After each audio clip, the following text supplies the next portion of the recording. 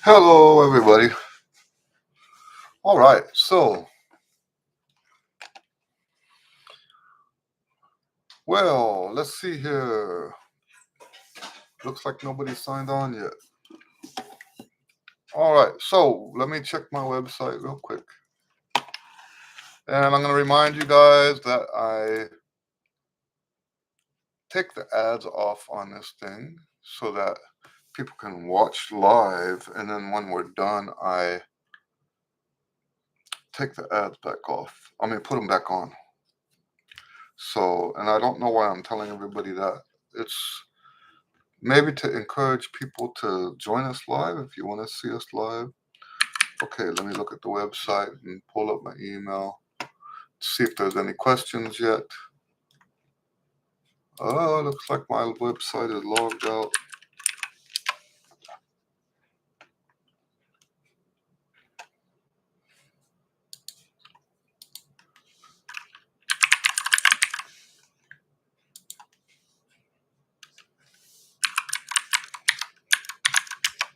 Okay.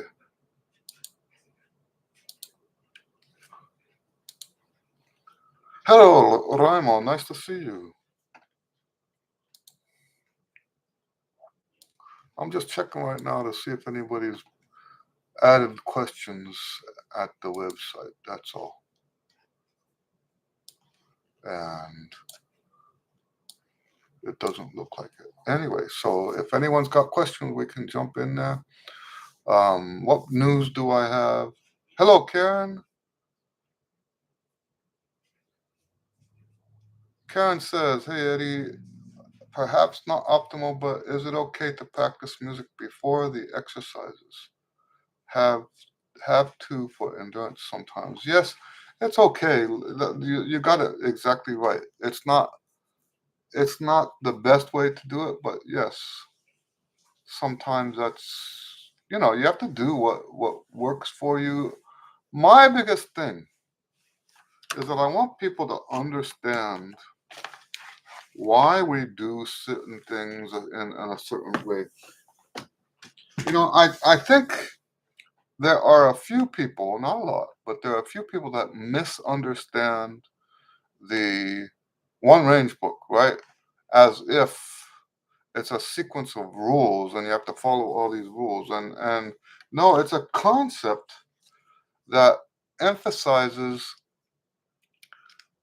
when to practice hard, when to rest, how to practice hard. In other words, going to your top range, expanding your practice sessions, stuff like that. Using that concept to build strength according to what your understanding is, not according to whether or not you followed all the rules that I teach. And yes, sometimes you do change the order on that. I have been all along. I didn't, it would be really weird for me to say, well, this is how it goes. And then just like blindly keep doing what I put in those books. That's not how that works. If I had that kind of attitude, then there would be no books, really. So let me double check. Okay, yeah, I'm gonna close that. Okay. Mugabo says, "Hello, Eddie. I want to learn basics of improvisation." I think is that what you're saying? So improvisation is actually, I tell people that improvisation is pretty easy. When we talk about jazz improvisation, that's two different things. Jazz improvisation. Okay, we can improvise. If improvising is, I'll tell you how I get people started with the improv. Um, when we improvise, we start with just one note, and you kind of pick a scale first.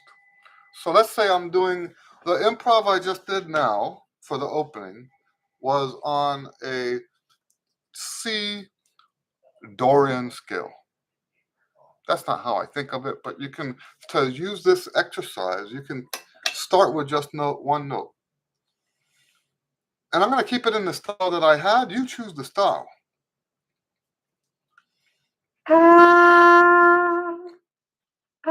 Now, the idea for this is you don't play it like it's an exercise. You play it, the exercise itself is changing the parameters of the improvisation. So you start with just one note.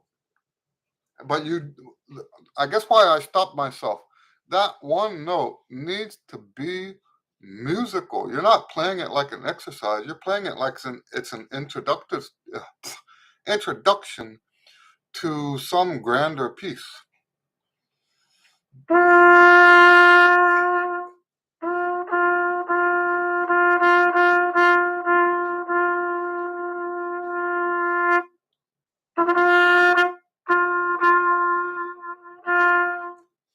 So you would do that for a while. It doesn't have to be, it doesn't have to be short. Some people go too short on that. They make it just like 6 or 7 notes and then they quit.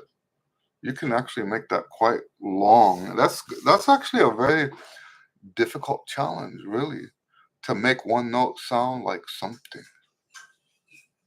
Then you add one note. And I like to stretch it one note below, and then the next note we add is one note above, and then the next note we add is back below again. So I'm going to add F right now.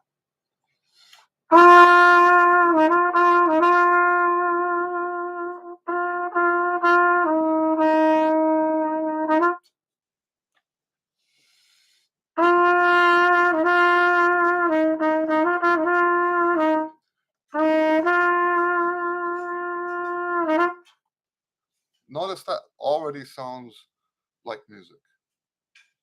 Okay, now we're going to add an A.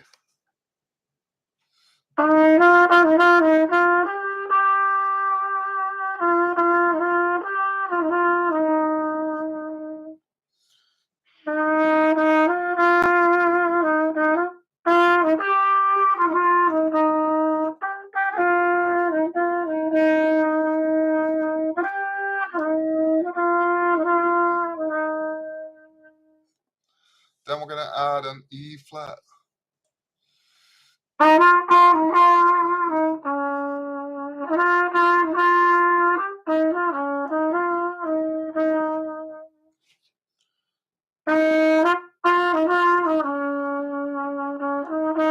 And that's another thing, by the way. Don't be afraid. A lot of people think, and it's not your fault, a lot of people think that you can't repeat anything. And the reason I say it's not your fault is because there's this weird thing that jazz players say. I'll never forget going to hear, and I shouldn't name names on a public forum like this, but normally in the lessons I do. And I'm checking out this great sax player, a local guy, but at the time he wasn't quite local yet. And I was standing in a group, it was an outdoor concert. I was standing in a group of local musicians. I guess you could say we were the top players in town. I think we were playing in a big band. That's why we were all there together. And it was a jazz festival. And I was listening to this, and I greatly don't get me wrong. I'm not criticizing these guys. A lot of times what comes out of our mouths is not what we actually mean. Okay? So these guys, one of the guys says, "Oh, what an amazing player. What an amazing player." And what is he saying to demonstrate how amazing this player is? He never repeats himself. And I was blown away because what I noticed most about the way this guy plays is how much repetition he uses. He repeats himself all over the place, but he does it in incredibly imaginative ways. And and yes, so to me, when you repeat yourself, you are doing you're making music. There's no such thing as music that doesn't repeat itself. There is no such thing. Bum bum bum bum. Bum bum bum bum. Bum bum bum bum bum bum bum bum bum bum bum bum. It's always like that. It's always like that. There's always some motivic repetition, thematic repetition. Repetition is just a big, big, big part of music. Without it, it sounds like noise. I'm going to say that one more time. Without repetition, what you play sounds like noise, and we're playing that. Anyway, I'm gonna progress with this. Let's go to B flat now.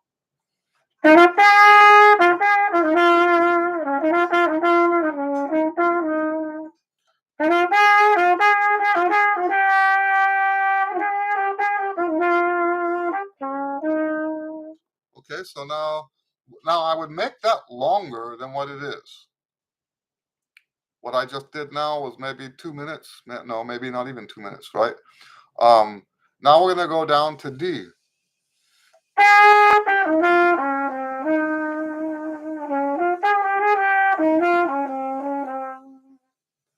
And then once again longer, and then we up to C.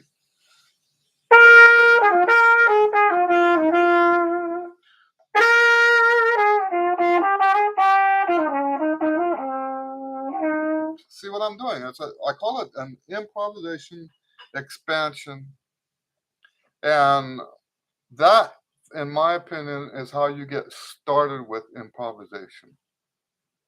Okay, that's how I get people started. Ramos says, if I play only music and no exercises, what do I lose in my technique? Consistency. If you're playing only music, you're not hitting every need every day.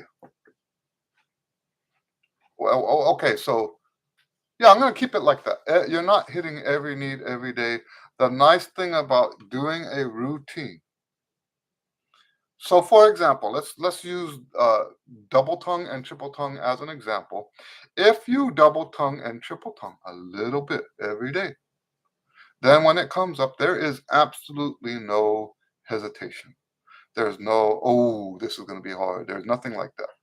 If you do that every day, not a big deal. If you go the way we do the tonalization studies in my system, you do a different scale every day. If you practice that way, then when music comes up in those different keys, you don't say, oh, well, this is a hard key. You don't do that. You don't have that. So that's the biggest thing, is that you are not, and that those are just like the skills that we're talking about. There's also the aspect of like the more physical stuff, right? So you might, if you're playing music every day, you might get the equivalent of long tones. You might, but maybe you won't. You might get the articulation every day. Maybe you won't. So a good routine will cover all of those bases so that you don't have little gaps in your ability. All right, that's a good question, actually. They're all good questions. Karen says, we have 4 concerts coming up, and our director wants us to practice the whole program in one city. Okay, yeah. So um, that's the kind of thing you would do if you don't have. Now, here's what I would do if I was in those same shoes. If I'm having difficulty with the endurance, going through the whole sitting, then I would probably do the first couple times maybe before the routine, maybe.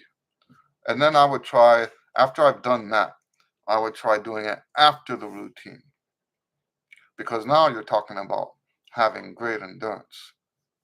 That's what I would do.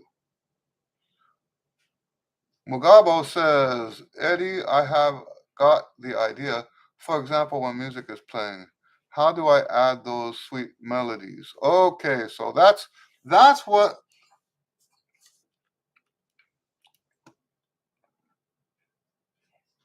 that's when it depends on what the style is. You know, if we're playing salsa, if we're talking about salsa, most of the salsa I've improvised on, and there is every once in a while some improvisation on salsa songs. Okay, that's easy improvisation. It's hard trumpet playing, easy improvisation because it's in usually in an easy key and it doesn't change keys. So the biggest thing you want to do is figure out what.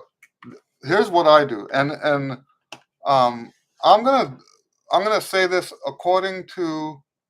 um, according to what we playing by ear, right?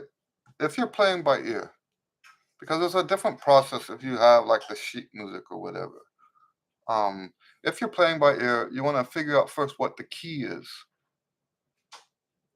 Figure out first what the key is. Is it B flat? Is it B natural? Is it F sharp or is it F natural? And um, and then the hard songs are the ones that change keys. But yeah, so the first thing you want to do is figure out what key it is, and then yes, once you figured out what the key is, this expansion exercise that I just showed you works. You just have to now. If you don't have a backing track, you play along with the recording. That's what people used to do in the old days anyway. They used to play with recordings. So you play along with the recording doing your expansion exercise. Now, am I saying that every note is going to always fit? No, I'm not saying that. But this is how you find out which notes do fit. You start with one note and you play the whole song improvising just that one note. Sometimes it's going to sound good, sometimes it's not going to sound good. So it's the same exercise. You just have to know which. Now, let me say this. Let me back up a little bit. If you don't know your scales, then improvisation is always going to be hard. Okay? Let me say that again. If you don't know your scales, well, let's be more exact than that. If you don't know the scale that the song is in, and it can be, um, it can be a exotic scale. It can be, there are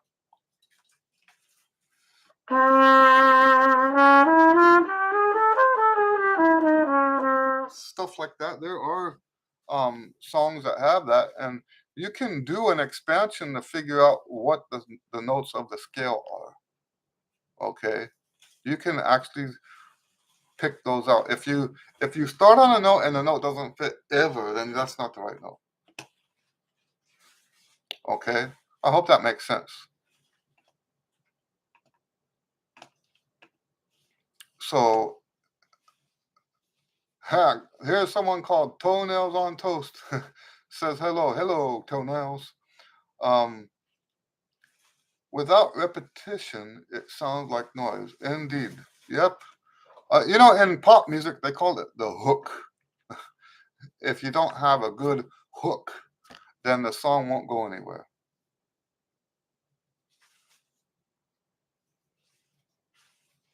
Karen says, any tricks on remembering the key?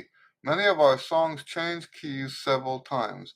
Yeah, it really does just require you. Okay, so you want a tip or trick?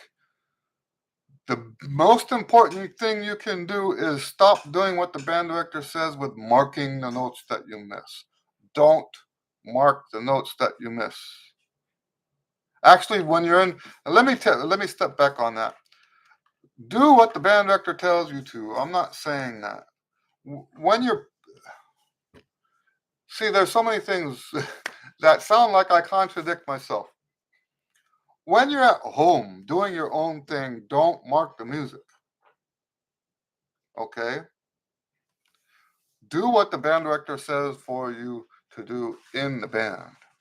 I don't tell people don't do what the band director says, and I know that's just what came out of my mouth. I apologize for that, but you have to put that part of your mind into practice. If you don't, you're just every time you mark that accidental, you're putting off the day that you use your brain to do that yourself. Let's look at apply it to remembering phone numbers. Let's say you're so tired of relying on your phone, you want to be able to memorize people's phone numbers.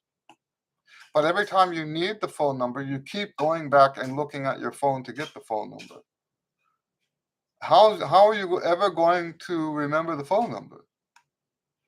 That's not going to work. It's the same thing with remembering what key you're in. You have to do that. You have to make yourself do the remembering. Now, I will say this, that the tonalization studies will help you with that because the tonalization studies help you start to think in each key. And when you encounter a key change in a song, when you've been practicing the tonalization studies long enough, your mind switches gears and say, oh, now we're in this other key. So the tonalization studies are a big part of that. But even the tonalization studies in and of themselves will not fix the problem. If you keep marking, and I'm not saying that you do that. I'm speaking in general, not to you specifically, Karen. Um, I'm not saying that you do that, but people who do mark the accidentals, well, mark the, you know what I mean, put the flat because they missed the flat, put the sharp because they missed the sharp.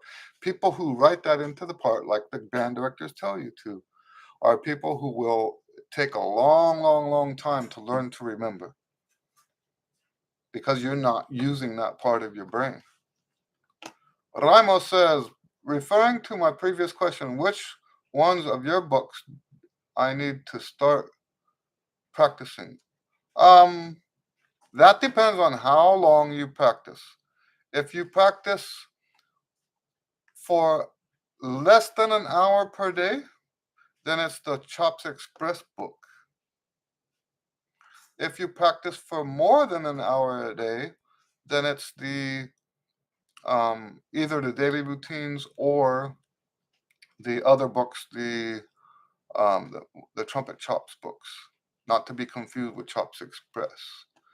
Trumpet Chops for more than an hour, Chops Express for shorter than an hour. Okay.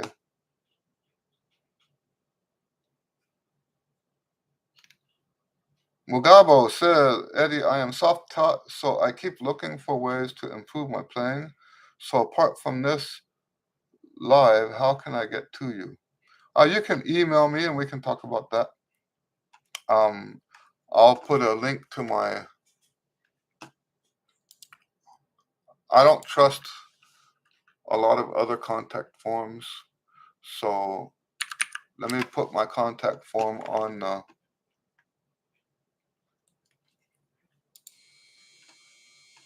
If you send me a message through this link, we can talk about that. Karen says, my brain isn't quite as quick as it used to be. I'm working on it. Yeah, that's part of what we struggle with, right? Is I really think that when you do more of the tonalization studies, there are people that And it's okay. I'm not complaining.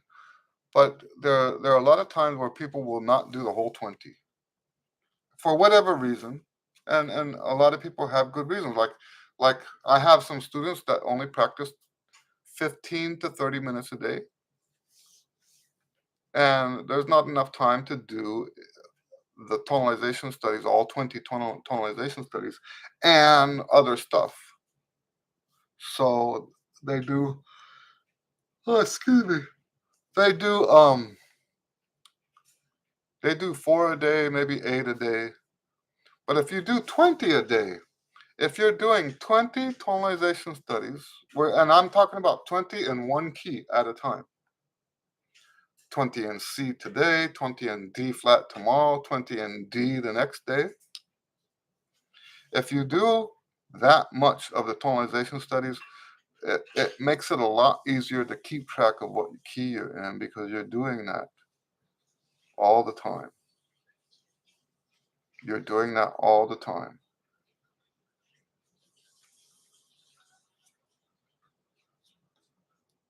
So, Mugabo, do you read music or are you playing by ear?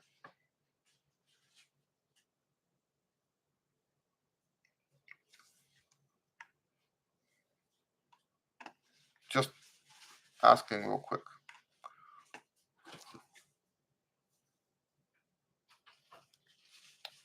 Any other questions? Raimo says, I am an old man. My limit is 1 hour per exercise. On good day, I might practice two times. Yeah, so I would recommend to get started the Chops Express book.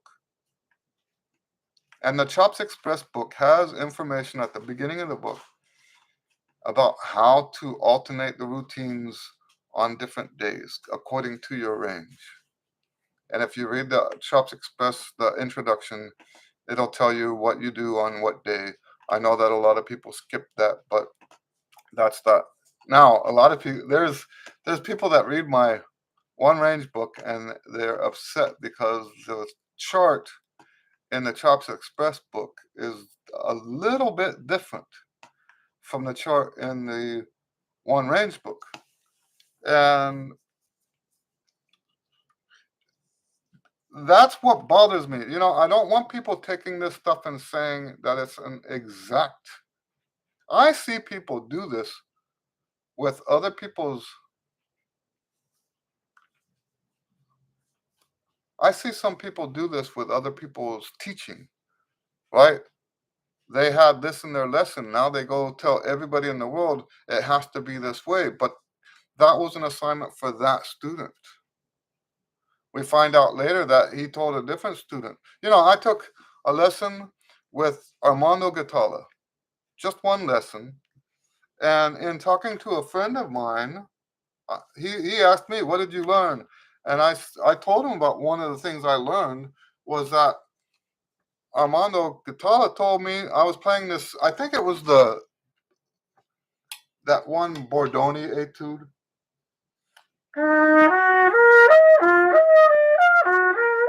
Ugh.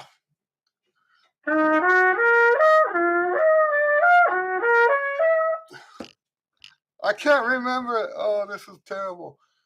Oh, man.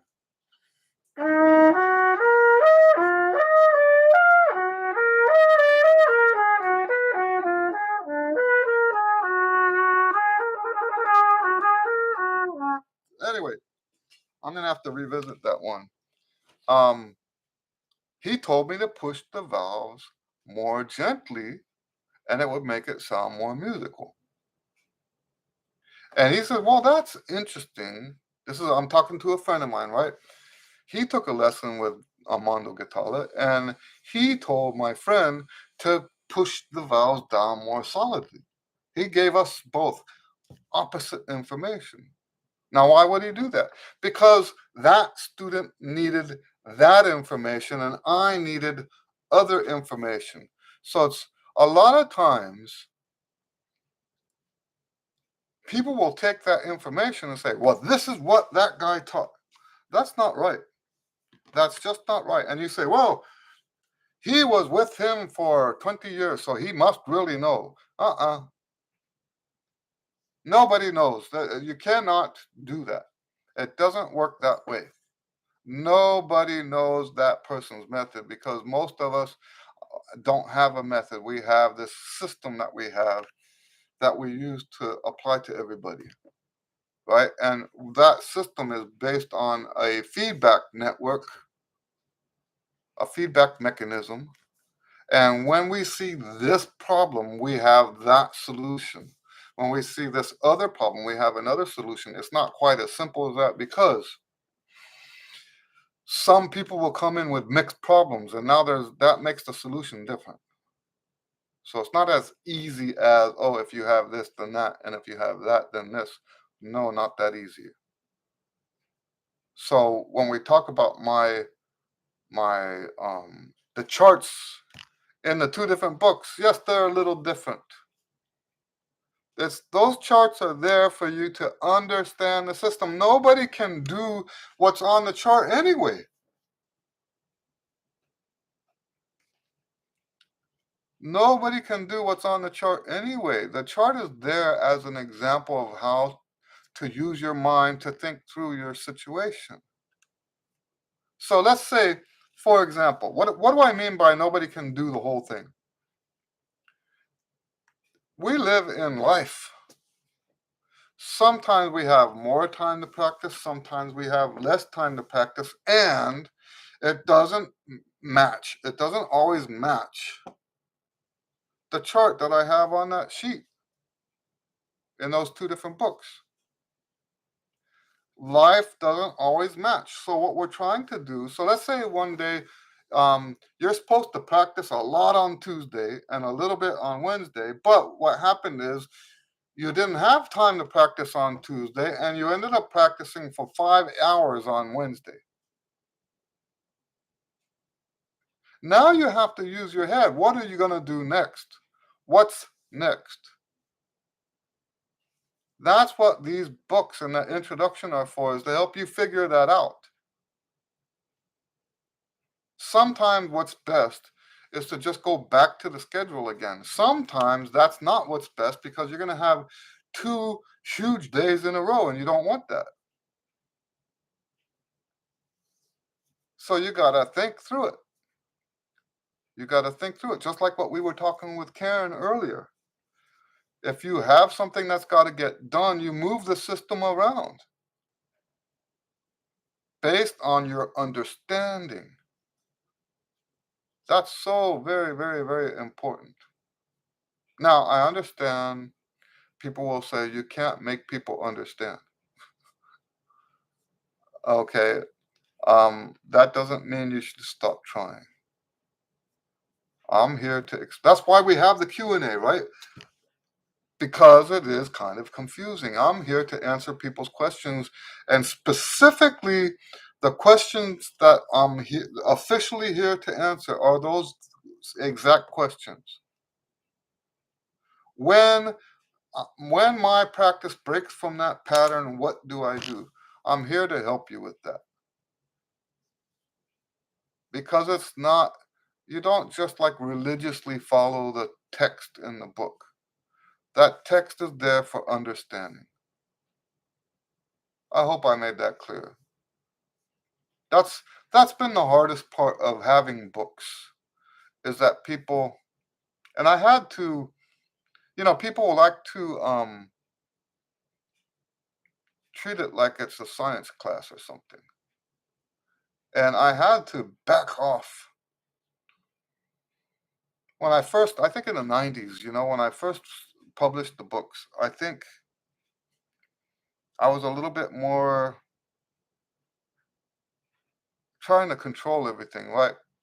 And tell people, well, like for example, I had someone that I respect greatly tell me that he just starts at the beginning of the book, the daily routines book, and practices it till he gets, I don't know, like more than halfway through the book. He starts at the beginning.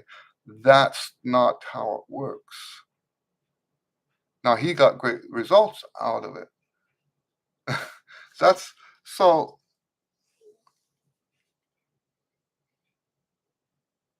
I think he would have gotten even better results out of it if he had done it the way I meant, but he got good enough results out of it, and we're talking about a professional guy, and he got good enough results out of it that afterwards, he's told, people still he doesn't live here in Houston anymore, and people still call him for advice. Trumpet players here in Houston still call him for advice. And there's been, I don't know, maybe 3 players that have told me, this guy told me, told them to use my books. When they called this guy for advice, they said, use Eddie Lewis's books. And I appreciate that. And I would never say anything to be disrespectful about that. Um, but starting at the beginning of the book and working your way through the whole thing in one sitting is not what it's meant for. That's not how it's supposed to work. But I understand that people are going to do with your materials what it is they want to do. And at this point in my career, that's what I meant earlier. I said that I had to get to where I could let go of that control over the method, because people are going to, and that's why a lot of people will take the book and just, maybe they don't like the method, they just like the articulation, or maybe they just like the lip slurs or something. Isn't that all right? Of course that's all right. They bought the book. They have the right to do whatever they want with it. But yeah, it's a I'll tell you what, when you publish a book like that, it's like a minefield, because you have people on that side of it that will just do whatever it is that they pick and choose, like cherry pick stuff they want to do with it and not actually do the method. Then you have on the people on the far other extreme that will get angry at you because the chart on the one book doesn't exactly match the chart on the other book. When that should be actually a great lesson if you are approaching it from a perspective of having better understanding. The fact that they're different should raise questions in your head. Why would he do this and this, and they both fit the system? How is that possible? They should answer that question. In what way is it inconsistent? They should analyze that and see, I think. But to say, oh, you screwed up because it's not exactly the same, it's not exactly the same. That's the point, right?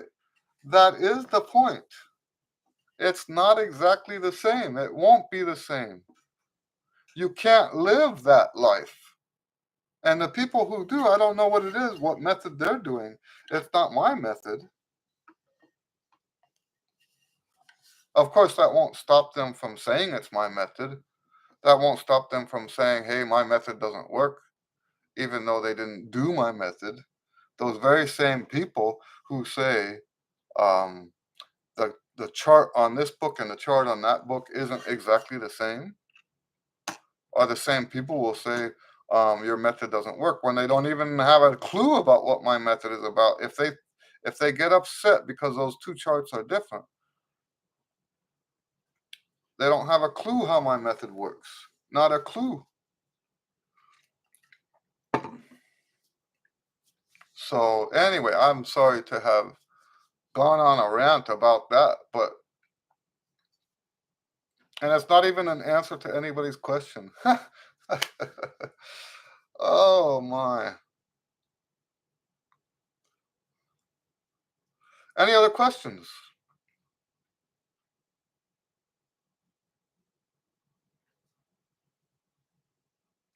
The truth is, I've never had anybody tell me that my method doesn't work. So don't think that I'm complaining about people who say that. Nobody, at least not to my face. Nobody has ever told me my method doesn't work. Now, are they just a bunch of cowards, or is it really that good? I don't know. But what I have gotten is people complaining about that. Right? I have had people um complaining about the fact that those two charts don't match. So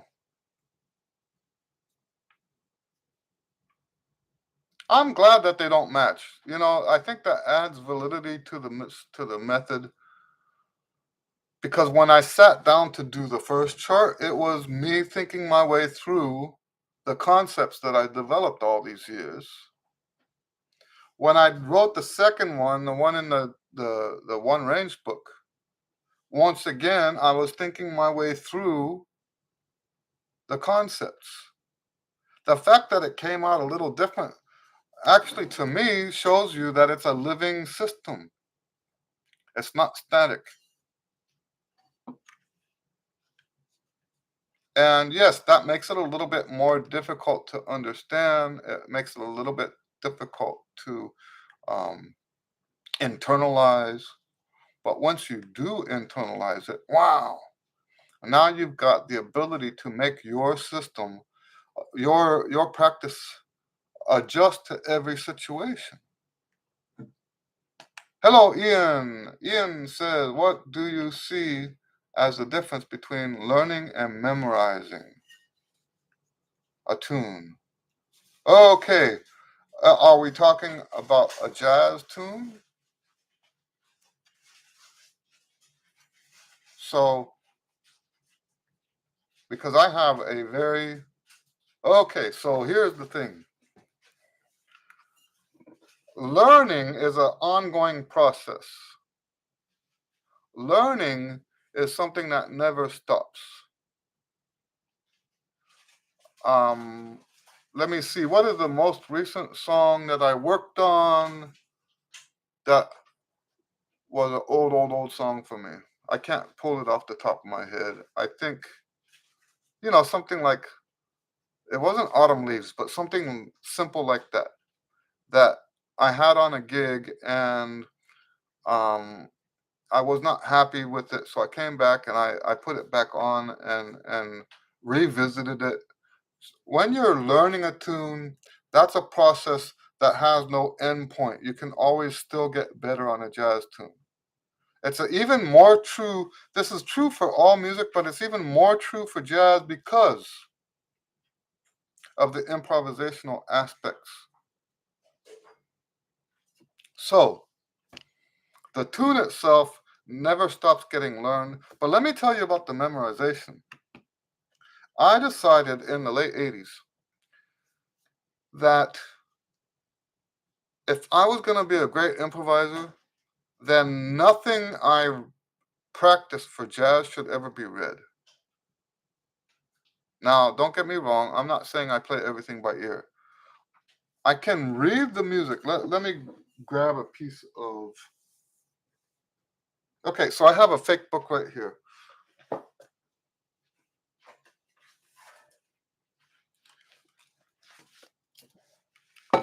This is an old, tattered, beat up bebop fake book. I don't even have the first page. So let's say I'm going to practice this tune called The Fruit, okay? I'm going to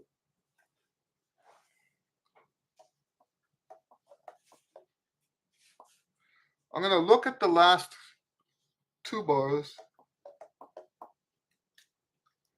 and then when I'm actually playing it, I'm not looking at the music. I created this rule, like I said, maybe 86, 87, somewhere around there. And I've been following this rule ever since. When I'm doing anything associated with jazz, I am not looking at the music while I'm playing. You can look, the music is there mainly as reference. So what a lot of people do, in contrast, because this is how the classical musicians do it, they will learn the tune first. Then they will memorize the song. That's not how I do it.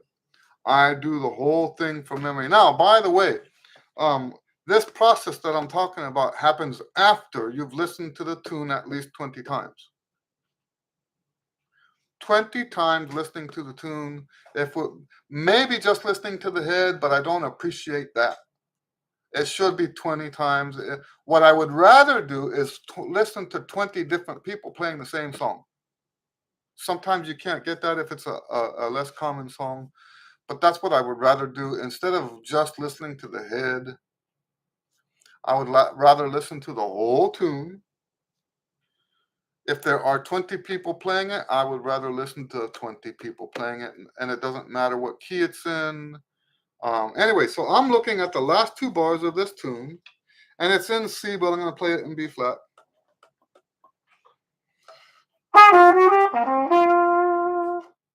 And I'm going to sing and finger it. Ba da ba ba ba ba ba. Da da ba ba da ba. Da da ba dee ba da ba. I'm going to practice it over and over like that. So that's how I memorize the tune, but I start with memorizing. I don't learn the song first and then memorize. I listen, and then I work backwards without looking at the music while I'm playing it. Okay? So now, I'm gonna before I quit on this question, I'm gonna say it one more time. Learning never stops.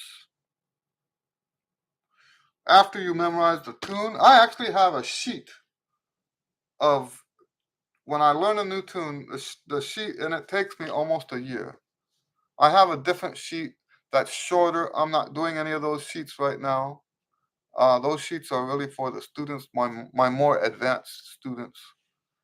Um, and that they have a sequence of things they go through to quote unquote learn the song, and um, working backwards on the head like what we're doing here. What I just showed you is I think number 4 or 5 on that list, maybe 6, working backwards on the head, and then there's still 3/4 of a page of tasks that they have to do that I have to do to finish learning the tune. Now, I don't know many tunes that well because it takes, I mean, like I said, sometimes it takes me a whole year to finish one song. Now, that's, uh, if I worked harder at it, I could get more than one done. But what I'm trying to say is it takes a lot of effort just to finish one of those sheets. And to me, that's what I consider learning a tune. And then after that, it gets put into a list. And I keep rotating through that list. So the process of learning it never stops. I'm still studying. I have probably about 400 songs on the list that I still work on now. I don't put as much effort into them as I used to in the old days, but I'm still working on over 400 songs. And that's probably why it takes me so long to get the new ones um, finished, because I do keep all the other songs moving forward. Not okay. Some people would say, "Oh, you're maintaining those songs."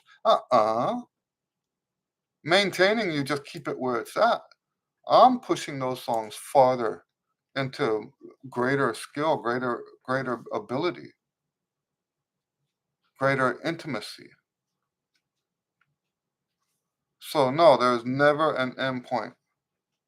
Okay, but I understand what you're saying, because a lot of people are stuck with that classical model that says you quote unquote learn how to play the song first and then you memorize it. To me, that's the same thing. Memorizing is just one step on in that process. Memorizing is part of learning.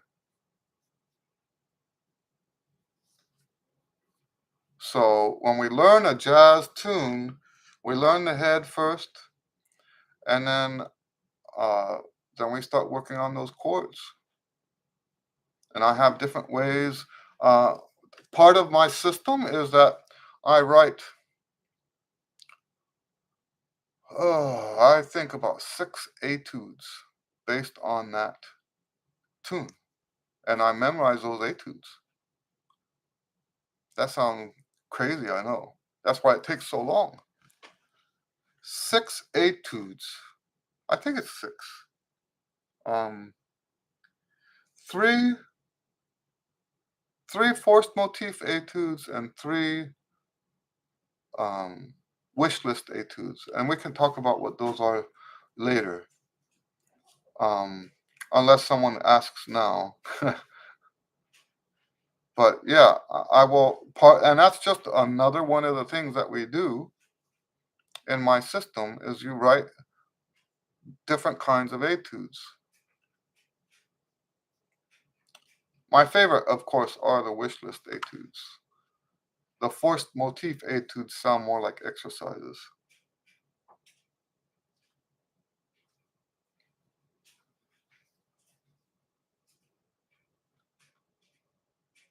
All right, any other questions?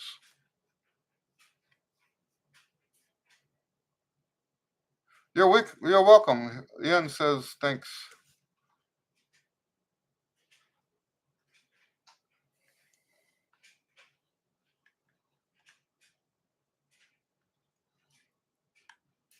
You would think that with that much being that organized and all that with the jazz stuff that I would sound better than I do. But there's something that I do in my improvisation.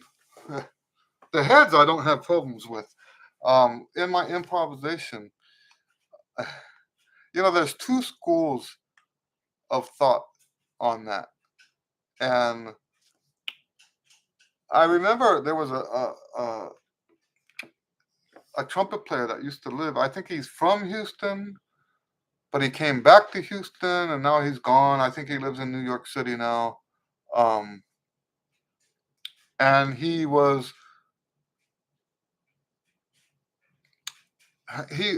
elbows with people at the very high levels, right? I'm not going to say he's famous because I don't think most people that ever had heard of him. But he told me one night we were on a salsa gig and there was some jamming at the end of the gig, which is how it usually happens.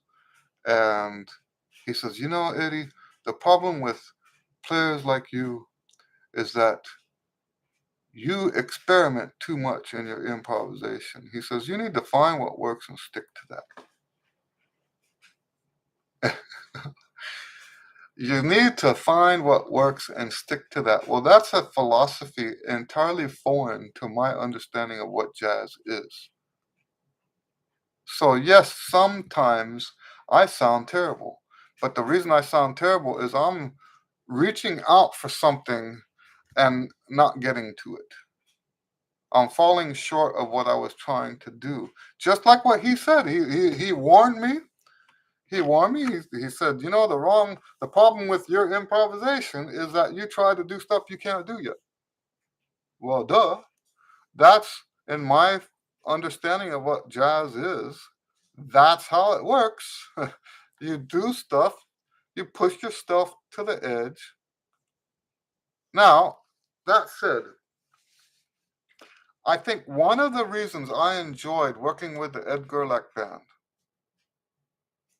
Ed Gerlach was a uh, big band, dance band leader here in Houston. I was very privileged to have the time to work in his band. I guess about, I want to say about 15 years, I think, that I was in his band. I started off on the bottom chair, and then Dennis Dotson was not there anymore, so I played jazz in the band replaced Dennis Dotson when Dennis moved on for a while, and then I started getting called to play lead, and then I was just like I could play any chair in the book because I had played every chair in the book.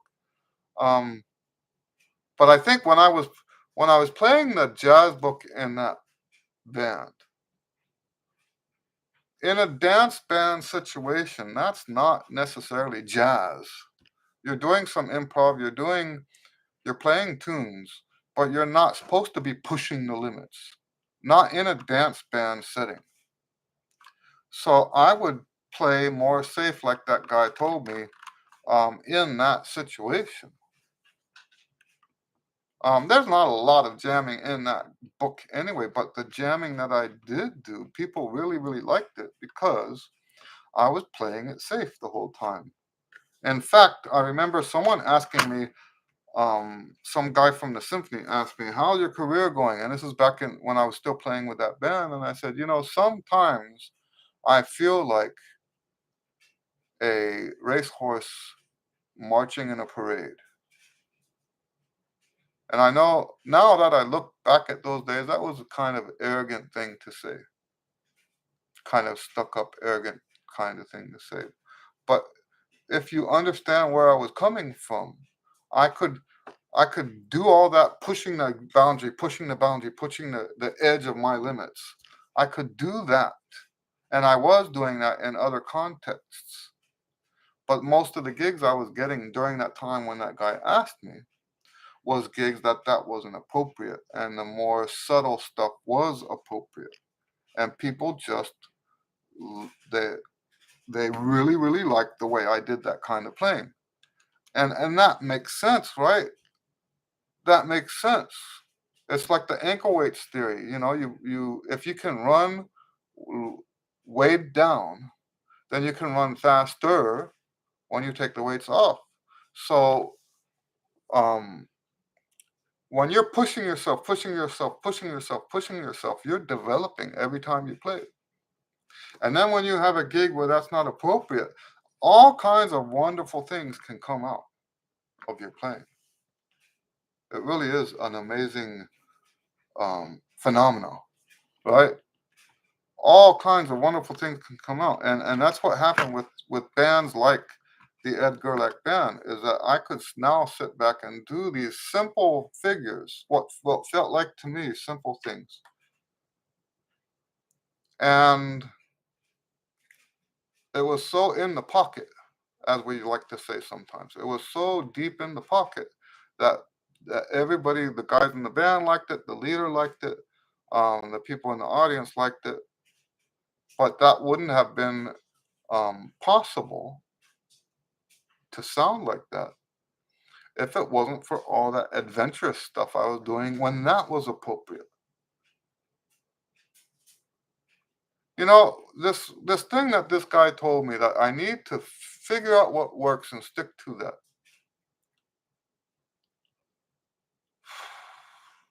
is, in my opinion, based on fear of sounding terrible. If you are truly adventurous in your playing, there's going to be failure. There's going to be mistakes. In fact, there's I think the guy's last name is McNeil. There's a jazz book by McNeil, and he actually says those exact words, maybe not exact words, um, but he actually says that in his introduction. If you're pushing things to the edge, there's going to be failure. That's the nature of the beast on the trumpet, playing jazz and improvisation. Boy, I got off on a lot of tangents today. I hope you guys weren't bored. um, yeah, good questions. I'm glad you guys hung out with me. We can maybe squeeze one more question in today. Raimo says it's 10:30 here, so good night. All right, Raimo, you have a good night too. Raimo is in Finland.